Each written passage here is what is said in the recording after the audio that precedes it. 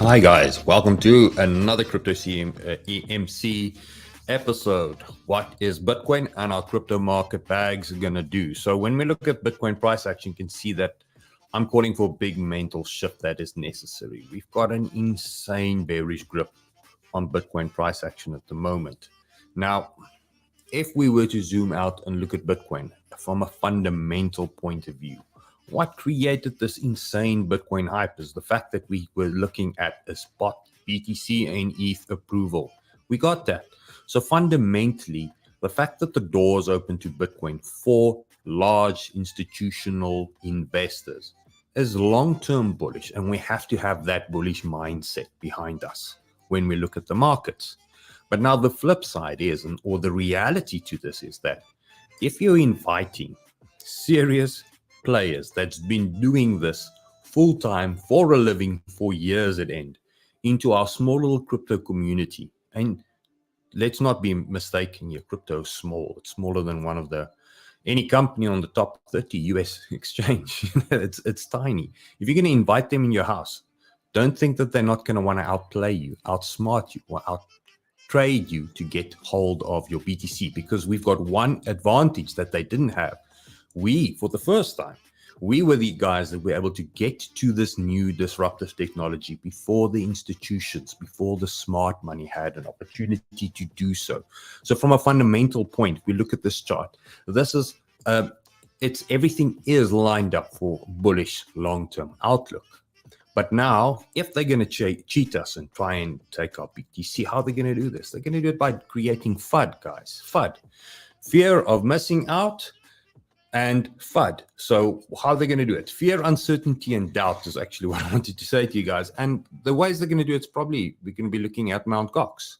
So Mt. Gox, Bitcoin's been locked up for a decade. That's going to be released. So all that BTC is going to get sold. Why? Why would you want to sell that? Institutions probably did a lot of backdoor deals already, grabbing their hands or getting their hands on that bad debt, which it was at that stage. So those peer-to-peer transactions will not necessarily impact our price. Think about it. If I were to sell my BTC to you, backdoor, me just sending it to your wallet and you sending Tether to my wallet, how is that going to impact the price of BTC? So not all sales can impact, or buys can impact the price, okay? Then there's additional FUD that can come our way. And another big one was obviously the German government that's moving millions to the exchanges of the 50,000 BTCs that they've taken out. But yet again, will they necessarily sell everything? Can they sell everything? And what does this mean for us? The fact that they have the ability to do this. Well, for a long time now, BTC and crypto in its entirety was labeled a place where shady people can come and do business and trade because nobody can exploit them. Nobody can see what they're doing. But this is not the case. This is now proven that you cannot come in here and just try and steal from anybody or everybody and get away with it. That's also fundamentally really bullish. Which brings me to the idea, if we look at our actions for the last 2 months, the technical side of this. Firstly, we bought these lows after we sold, I think, quite conveniently high. We added to our positions in strength. So the last buy zone, or the second to last buy zone play, was a continuation of the current trend, meaning we wanted to see more momentum, wanted to see BTC leave the current range and ultimately delete the supply that was sitting at 72. This didn't happen, however, which brought us to our second play. If this one failed, what did we want to do? We wanted to buy the consolidation above support. Now, if we look at the market from this point of view, we've had price fighting or bickering itself around these levels. So this is ultimately the support or the resistance zone, meaning that if we were to switch to a line tool, this would demonstrate or show this, illustrate this most effectively. You can see that at these points, the market either decides if it wants to go higher or it decides if it wants to go lower. So this was the critical next area, because if this is what happened, it's fair to assume that if we want to go higher, that's as cheap as it could potentially be for us to do just that. And that also failed. So now we're sitting in a situation where it's easy for us to be very bearish. It's easy for you, if you've been taking this journey with me, to be extremely bearish.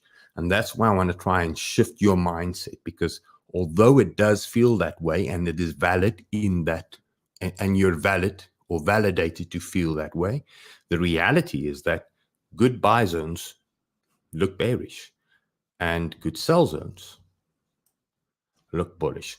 And I've got a different view on this in light of where we are now. So let me explain. So when we were in this consolidation area, the fundamentals for Bitcoin to be bullish was there, check. Okay, the fundamentals for a bull market was there, check as well, but we didn't have the dominance breaking down the way it's supposed to be. But the problem that we had when we were into this area, we wanted to add. The altcoins were at that stage off some incredible highs, and some of them were due a big correction. Now, that meant that although we were adding into strength, we were trying to add into strength, that correction, if it was going to happen, would mean that there would need to be an entire market reset, which I think is basically, or has basically played out. Looking at Ethereum from this point of view, we're in the buy zone where we expected this. But remember, this is the ETF approval. So we assume that price is going to want to stay at least above or consolidate above the midpoint of this correction. When we look at Solana as well, you can see where Solana's at. Went back to these range lows. There's almost, I mean, there's your 50% of the wick. All those scenarios of playing out. So it's consolidating above. And it created, in this instance, a micro bear market for most. Because if you were late and you bought the highs, this is a 43% correction. Half of the price gone, or the value gone in this move. So it is bear market for anybody sitting in an alt. They're feeling it that way. When we look at DOT, same there. Look at DOT was $11. It corrected all the way into our buy zone, 50% discount. So the fact that the alts are going through potentially their panic, capitulation, and anger, or might even depression phase of an emotional cycle, and Bitcoin sitting in a situation where it is at support, it is now is the time for you to actually abandon the bearish feeling that you have and actually have a look at this. So going further through, I feel like the stars are aligning for us in a sense, because we've got the bullish fundamentals still sitting there. It's still intact, okay? We've got bear market news. If German were to sell all the BTCs and all these things and Bitcoin rallies, that would be amazing, because that then just signifies that it's bull market. Because if bad news come in, something that in your mind tells you it needs to sell off, and it rallies, it's bull market, okay? So we've got those things, and we've got the alts basically stressed to rock bottom prices, okay? Yet again, putting them into some nice buy zones for us. So why not? Why not shift the mindset? Treat the market as it, because if you do it now, you will be the one with the multipliers at the end of the stream. Now, if you find this information exciting or helpful, do me a solid. Why not manipulate my followership by sending the video to a friend, asking them to subscribe, hitting the like button yourself, and leaving me a comment to tell me where your thoughts are in relation to this emotional cycle. Now let's unpack the rest of the altcoins and the Bitcoins together. And but before I do that, I want to just head over to your comments and see where you guys are at. Okay. So let's see. Yuto's here. Hello, Jaden. Renee, hello. How happy to have you here. Amanda, Bitcoin is moving. Can't wait. Happy to have you here, Amanda. So yes, Bitcoin is moving and things might be looking a little bit positive at the moment. But for me at the moment, the reality is that this is still bearish price action. And the fact that it's a buy zone is a positive. Remember, good buy zones supposed to be bearish. It's supposed to look bearish, guys. Okay. So where is my thoughts, or where will my thoughts be for BTC? I'm still looking at, if this demand is going to hold, you will have a wick overlap. Any good wick will have an overlap. Example, wick overlap. Okay. Example, wick overlaps. So I'm betting that there will be a wick overlap. So for me, although you might be feeling that there's a nice correction, think about it. BTC from the low to high is already up 5%. There should be a wick overlap. So if you're trying to get in at a low rock bottom price, this would be a really good time to do that. Now, why? Well, you're buying. If you're buying now, it's simple because you're buying on support. You're buying on the idea that this is not bear market. It's not going to go down. And we're buying on the simple rule that we're bullish at the bottom and we're bearish at the top. And we try not to overthink these things too much, or else we'll suffer from analysis paralysis. Okay, meaning there's always going to be a bearish narrative for each bullish buy zone and a bullish narrative for each bearish sell zone. So what do you do then? Okay, simple as that. Okay, see, Ido is here from Finland. Happy to have you here, buddy. Let's see. Unlike other content creators who are afraid to buy in the buy, yeah, it is true. Look, it is when you're uncomfortable buying, it's probably the right time to buy. But I always say this, and this is the thing about spot ownership, spot coins, and the time frames we look and deal with on the stream. You don't need to do it in a hurry. So if you buy when there's blood in the streets, just wait for them to shoot first. And this buying of the wick scenario is that wait for them to stop shooting first. So you don't want your blood to be on the streets. Okay. Better analogies, maybe don't catch a falling knife, simple as that. So here we are now sitting in a situation where it is a really good time to consider the bullish mindset again. So let's take this information and not talk it to death with BTC, but start moving over to the alts. And let's quickly have a look and see what happened there. Okay, so before we do that, just as a friendly reminder, guys, get your Bybit account using our partner link in the video description. Support this channel. It would greatly help me. All you need to do is open your account using the link. And if you've got more than $100, any coin in that account, you can actually go to the Discord, go to the navigation. Links to all this is in the video description. And go click on the Bybit bot access. Enter your Bybit UID there. And if you've done all those things, open an account using the link. Minimum $100 worth of value in there. Bybit bot will actually assign access to the paid side. So limited access, not everything, from the paid side of our Discord service. We can actually then chat to me, ask questions, look at the crypto bots, setups, and so forth. And as long as you meet that criteria, you will have access to that. Compliments Bybit. Okay, now let's move on to the alts. So let's start with Ethereum. I think it's an important one to start. While we have that, guys, let's see who is in the Discord. Head over to the Discord and send in some of your coins that you want requested. And then I'll pick from the Discord list today. Okay. While that happens, remember that on the YouTube side, whoever and any coin that gets posted in here, for those that are not watching live, I will chart them tomorrow on tomorrow's stream. So if you're not watching live, post your coins you want, and I'll have them charted for you for tomorrow's stream. Okay, so heading over to the alts, Ethereum. Now, one thing that is important here, guys, is to give the market time. So because we're on the daily time frame, you can see that from a daily point of view, that we're still looking at the continuation for a higher high. But the beauty is, and I'm just going to move this buy zone aside for a moment and switch to the line tool. If we look at and this is old school technical analysis techniques that I'm going to share with you. If you look at the amount of gains that was there and the amount of gains that is there now, you can clearly see that Ethereum is consolidating and it's becoming less profitable for the bears.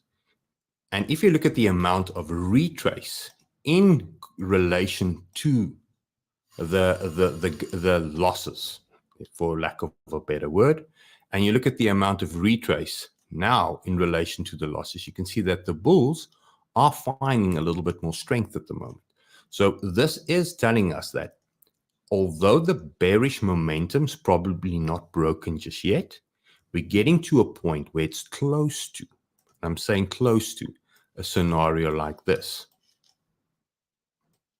where you can clearly see The bears were selling with a lot of conviction, and there was a very little weakness. Now, very little strength in the market.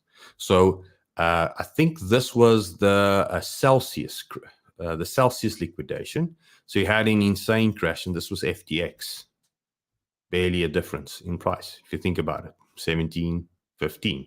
So that tells you that even a bigger bearish monumental news event created less of an impact.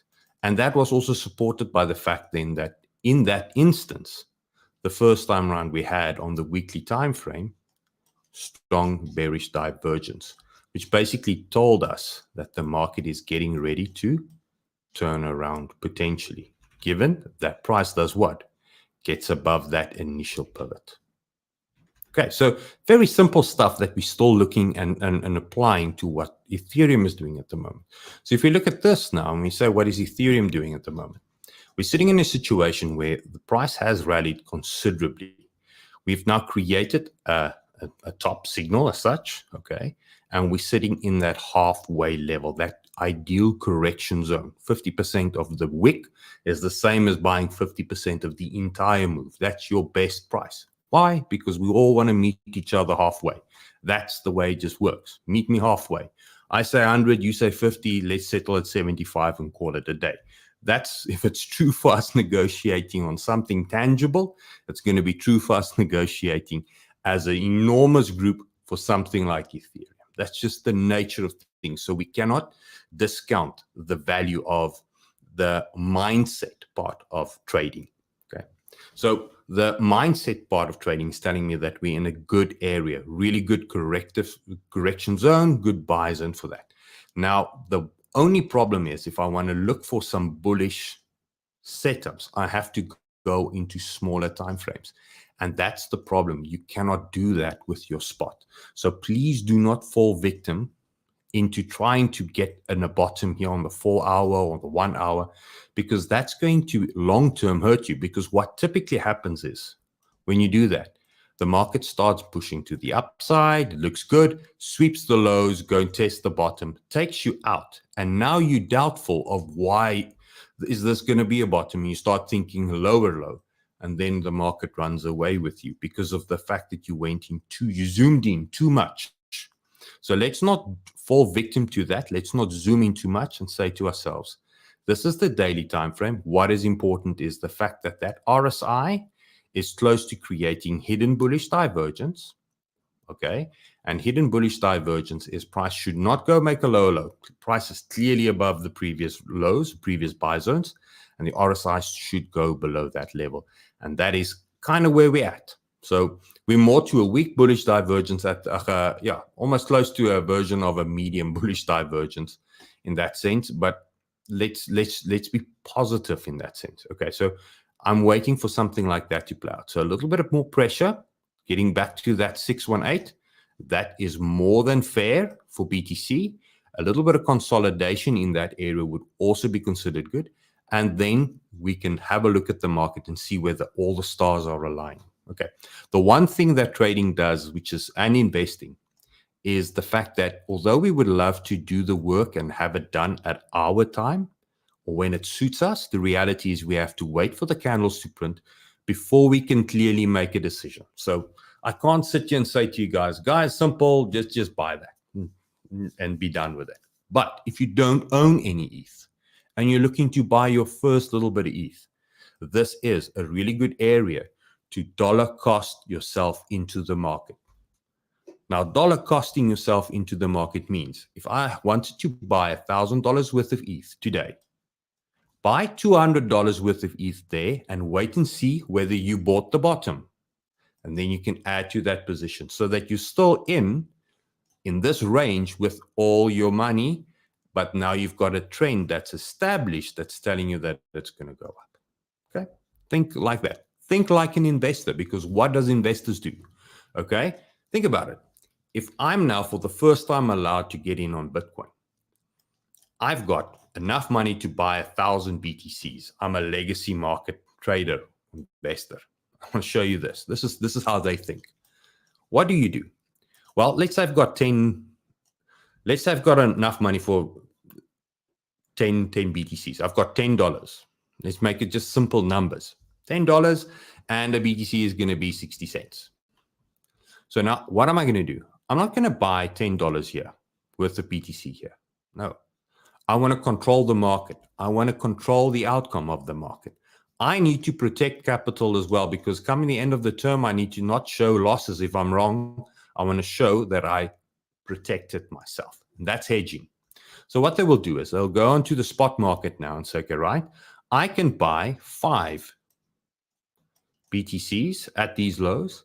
And what I'll do is I'll short 5 BTCs at these highs. So my $10 is in the market, but if I'm wrong, I'm making money. And if I'm right, I'll be making money. And then I can sit back and wait. And that's how a range gets established. That's manipulation. That's why the rule says, let's all be bullish at the bottom of the range and be bearish at the top of the range, because that's inevitably how they're going to play the game.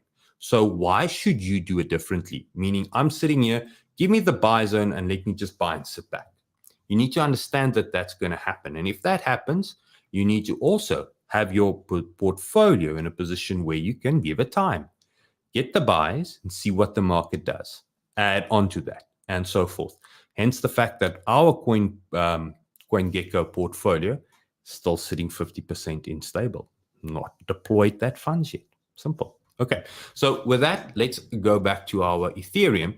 So this is the time when you need to think about it. If you want to enter the market, buy some. Let's wait for the market to show us the signs, and then you can add in and add to your position. Okay, let's head over to Solana. Solana's at range lows as well, but now remember, now we're testing demand zones. This is really bullish. We're testing demand zones with RSI below. So where this is at, Solana could potentially rally within the next week or so back to $160, come and consolidate above $150. And then you've got a confirmation of this buy for a breakout and further down. Okay, so that's the play and that's the playbook you need to consider. So wait for this one. Don't buy today. Wait for this to happen. Because if we stay here, we'll probably just sell off lower. So that's the warning we have. We don't have that information at the moment, so you just need to be mindful of that. Let's go to some of your smaller coins. Let's quickly see. Let's go to Say. Now, they're going to function a little bit differently. Okay, so this was the last add to the position. This was the sell zone. Now we're sitting in a buy zone. Yet again, look at the amount of strength sellers had.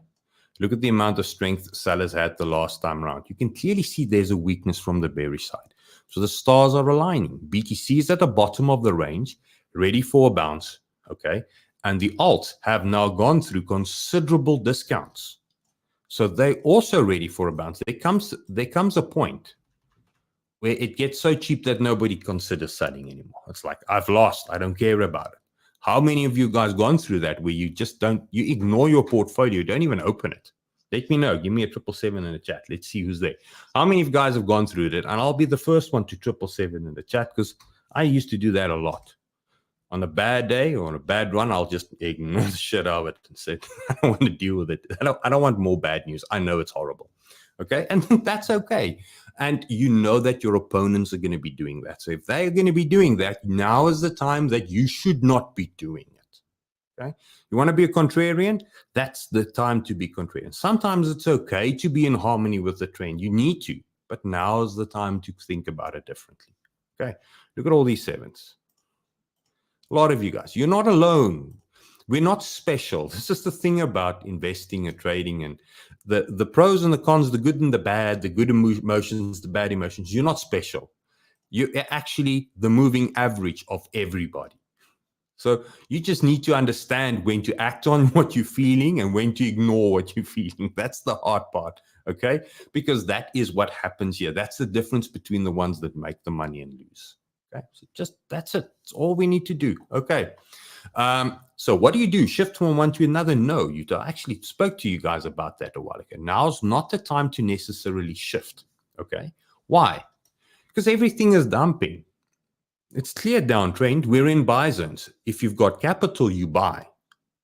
Then when the market establishes a trend, you can rebalance, meaning you can say, well, we're going up, but this thing is barely going up and everything else is moving nicely. Let's wait and see which is the ones that's got the strength. And when they come into buy zones again, we sell the weaker performing ones for the stronger performing ones. And then you move your portfolio around into the better one at the right time. Okay, that's the key here. Not to just go and sell. You don't get out something just for the sake of getting out or for the sake of feeling better. You want to be active, not reactive. Okay. So that's it. So if you look at this, this is in a really good zone. It's creating a lateral range. The market sold off greatly. It's in a buy zone. And if we were to zoom into smaller time frames, you've got demand zones forming. You've even got some scenarios where it wants to, it's not there yet, create strong bullish divergence. So it's broken some of the bearish trends here. And you need to look at the thing with altcoins. Because the market is so small, in essence, if I look at, say, and I now go over to Celestia, probably going to look exactly the same. And this is what makes it easy, guys. So get your, if you think about it, don't think too much about it, because they're all going to move in a similar way. So if, say, is in a buy zone and you're going to act in a certain way, apply that to Celestia. Apply that probably to KMNO. Now, this is a little older, so it might look a little different, but apply to KMNO, but you're going to see it's going to look exactly the same. Now, if your buy zone is going to fail and it's going to fall lower, probably all the alts are going to do exactly the same. And that's where's the sour point. And that's why you always just need to keep an eye on Bitcoin. Now, Bitcoin has got a simple line. I just want to remind you guys, let's take away all the scribbles. There's a simple line, and I think we're going to end the stream off here. I don't want to talk bad news and doing nothing to death, okay? All that we need to do and all that we need to remember is bigger time frames, that from this move, we have not created an end of trend exhaustion move, meaning it's bearish divergence, it's over and it's done. But we need the RSIs and the technicals, like the last stream I did on Monday when I showed you guys the long-term simple moving average analogy. You can see that long-term, there's still a lot of momentum. We've pretty much have up till 46 to still be bullish even, okay? Short-term, long-term, you can see that we're barely even starting the momentum. The 100 has not crossed over the 200 even yet. So that's still to happen. So there's a lot of pros looking big picture. And if we look at the Ichimoku cloud, I said to you guys that Ichimoku, we've got certain support levels. This is now weekly time frame, 42. So there's a lot of, even if things go to shit, 42 is still going to be considered an insane discount. But we cannot say it will happen. We first need to treat our first support as support. Simple as that. Simple as that. Treat the first support as support. And trade and invest as if you don't know what the future is going to hold, because then you will have proper risk management. You will buy with a little bit and wait and see. Almost like you would if you went into a casino. You're not just going to put all your money on the first hand and hope you make money. That's how you need to treat it. Okay, so back to the topic. So a larger time frame, there's a clear line, because if this is the scenario, the only time where I can pinpoint clean divergence is, and this is yet again, I'm on Bybit on the perpetual side, so I always end up running out of data. But the RSI in this instance is much higher. So we've got strong bearish divergence on the monthly. And this means that this line is your thou shall not cross line. So if we were to put that line across into our analysis here, and let's just go back to the daily time frame, that's the line. So you have to remain bullish until we cross that line, which means you have to treat these support levels with respect and act on them. Don't be like the other 777s that look away when it's bearish. Now's the time to act. Take the risk. Take the risk. Now's the time to take the risk, because you're getting it at a cheaper rate. If it fails, then you can get out quickly, as opposed to the guy that bought the top and then waits for the bottom to sell. Don't be like that. Okay. Let's see what else you have in the comments. Bought say $72. Sure. Time to be patient. Yes. If we were 100% deployed, yeah, need to start fund the crypto page. Does Prime XBT use a spread on altcoins? Yes, everything will have always a spread. Why? That's how bookies make their money. Think about it. The services they provide, any exchange, be it futures have got a pricing. If you click the button, you pay. And every and any which way you can trade, there will always be somebody taking a little bit of something from you for that facility. It's just the way it is. Okay. So I see here's a question. Can we look at ORDI? So Bitcoin ordinals.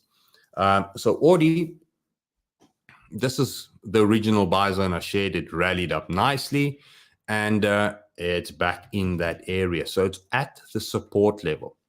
Now, if you bought there, don't buy here again. Don't add.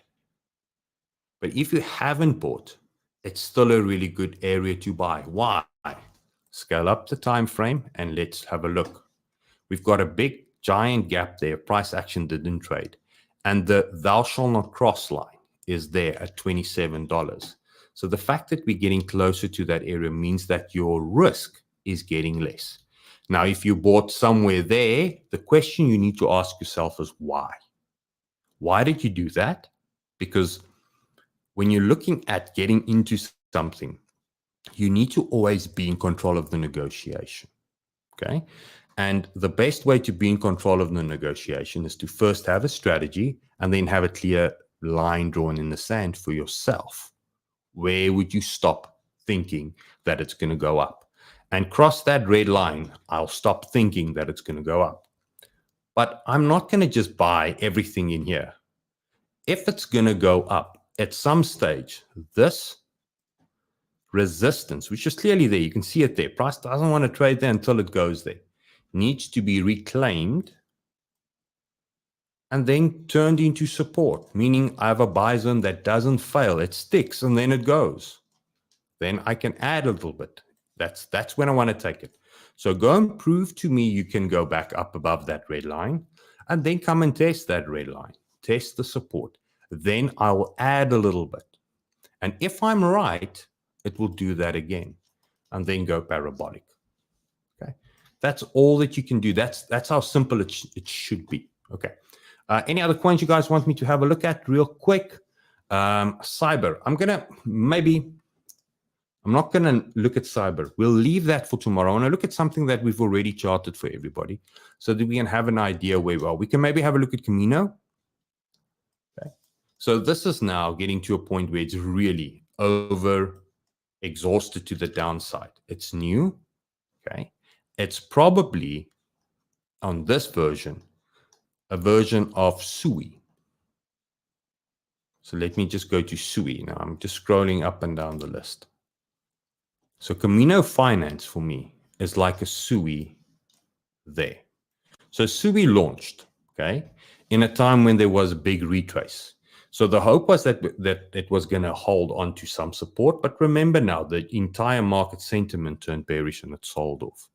And once the range started getting smaller and we had strong bullish divergence, we had a really good area. So what did I do? I gave this for the Discord. And once the trend got established, I brought this to you guys on the YouTube, giving you guys really good entries. And we ended up doing what? Tripling our money. So now I'm saying to you guys that this has probably the same potential. It's sitting in a situation where, because it's selling off, the RSI is now in that exhausted point. The range is getting low. And now we can start looking at this. You need to have this on your radar. I'm not saying buy today. Have this on your radar. See what it wants to do. And then from that point onwards, grab it, because there will be some good upside for you guys. Okay, let's have a look at this one. The stats on any triangle or anything like this is stay in harmony with the trend. The trend is clearly down, so the chances that this is going to break lower is bigger than that it's going to break up higher. Okay, this was support for continuation. It's turning it into resistance. Look at that RSI. Look at these lows. It's trying to say to you that, listen, I'm trying to break this bearish trend with a strong bullish divergence.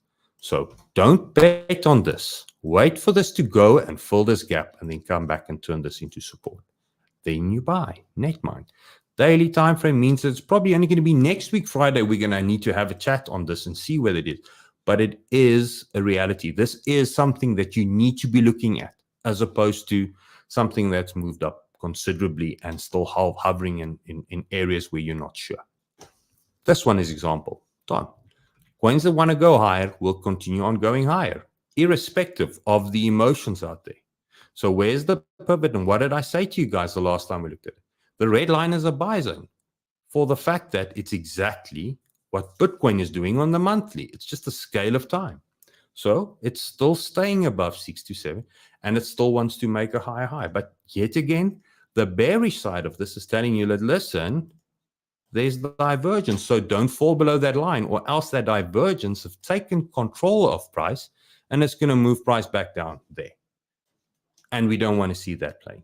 That's the risk you're taking. So if you bought there, you're looking at gains today of at least 15%. Thank you. That's a nice one.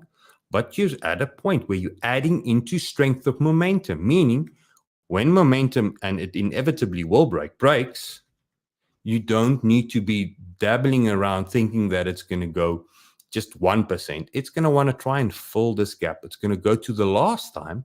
There was a big majority of people supporting the fact that that was expensive and they were wrong. So it's going to want to go there before it continues on higher. Okay, have that. Okay. Yeah, let's see what else we can have a look at. I've done SUI now while we were looking at that.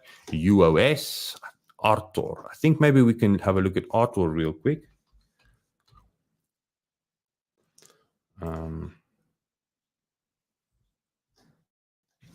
So this is the last time we spoke about it. And if you look at this now, look at where price is, look at where the RSI is. It's telling you it wants to break, but it's not done that just yet. Why? It wants to break the bearish momentum, but what does it need to do? It needs to get above that red pivot or else this remains bearish. So it's bullish. It's a buy zone, strong bullish divergence. It's a buy zone, but it's a bearish price action. So until, and if you're in drawdown, wait for this to do this before you buy into this. So Yuto, you want to rebalance? Good one to rebalance, but wait for it to just do that before you think about selling a loser into something, into another loser. Wait for this thing to show you that it doesn't want to sell off. And that's all that you can do at the moment. Now, if you dissect this price action a little bit further and in a smaller scale, saying that there's a trend, it's like any other one. And if I put the Garn box on here, you're going to see that that also lines up with our buy zone. There, in the buy zone. So this is a buy zone. It's got strong. This is where we anticipated strong bullish divergence. It's trying to break the trend. And even so, we don't really have a nice, clean, strong bullish divergence within this time frame. But it's for you to decide whether you want to zoom into smaller time frames. But for spot accumulation, the daily, weekly, monthly, that's where you stay. Don't go lower. And that's it. Now go make a higher high, because what's going to happen now is, because there's little or way less market participants, price is going to move up and the RSI is going to move up as well. But price is not going to make a higher high, most probably. But the RSI will. And then there's your time to say thank you, take profit, and get ready to buy and add on to what could be the establishment of a new trend to the upside. Simple. Okay.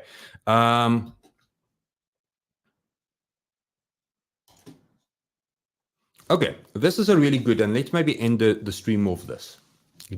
When the Twitter guys talk about deviation, deviation is nothing other than divergence playing out. Okay, so I'm expecting a low. Price is falling below the low. It's coming right back. It's turning that into support. So it deviated from the lows. People got sold out. That's it. Don't make it anything more than it. Okay. So what happened with Bitcoin on the daily? Why was this a really good buy zone? It was a deviation of lows everybody expected to hold. Deviated, got right back in it. Another way to consider anything like that on the deviation, okay, is that This is a Wyckoff accumulation schematic number 2. Let's quickly get a schematic number 1. Do I have one here? Yeah, there. That's a deviation. Accumulation, phase C, it falls below, it gets right above it, you buy, test. That's the deviation. So it's just different terms. And look, the thing about crypto Twitter and YouTube Twitter, about YouTube crypto and everything is, we all, from my point of view, self-taught people. It's not like you can go to university and learn this stuff. I need to go learn it myself. So I invent terms for something I understand and relay that information to you. Sometimes it's a different term than what somebody else would use to it, but it boils down to the same thing. Try and limit not to have too many opinions in your mind, too many finfluencers, okay? Because then you're always going to be lost. Who do I trust this time round? Stick to a few, be wrong with them when they're wrong, so that you can be right with them when they are right. And the statistics, if they're more profitable and if they are profitable, will be in your favor. Okay, guys, you have a lovely day. Thanks for taking the time tuning in for today. Let's call it a stream. Tomorrow we'll be back again, and there might be a little bit of a bonus. So remember, send in your coins. I will have a stream dedicated to charting them tomorrow. So to make sure that everybody gets an idea and everybody gets their coin up on the screen. I'm going to give you guys this. And then Arpit asking a good question. Are we going to see 55 again? Arpit, let's first lose 60 before we worry about 55. Because if we hold on to a narrative of a future outcome, what's the point of watching today's stream? Firstly, what's the point of worrying about buying a good buy zone today if we think it's going to go lower? And where's the best lesson? What can you learn from that? Think about Crypto Capo. Okay, I don't know. I don't follow him on Twitter anymore because I think he's too negative in his mood for me. But when we were sitting here at the bottom, and this is the long and short, I'm not trying to diss the guy at all. I'm just talking one trader to you guys. Okay, when we were sitting here and we were sitting at 15, he said, "Don't buy because it's going to go to 12 or 14, something like that. Something. It's so close, but yet so far." And he held that bearish thought all the way to 36. And I think even 42, there was an analysis where he said, we're selling now next 14. And for the sake of knowing that it will happen and then adding each thing to that narrative, how are you going to make money doing and thinking like that? And that's all that you don't want to do. So I don't want to try and sell you guys on, I'm so smart, I'm predicting where the future and the top's going to be. Bullshit. Let's take it level by level together, and let's just make sure we walk out with gains. Okay? You guys have a lovely day. I'll be back tomorrow, and send in your requests. We're going to be talking. Okay, cheers, guys. And I'm not running with Peter today, so it's a little tricky remembering where all the buttons is.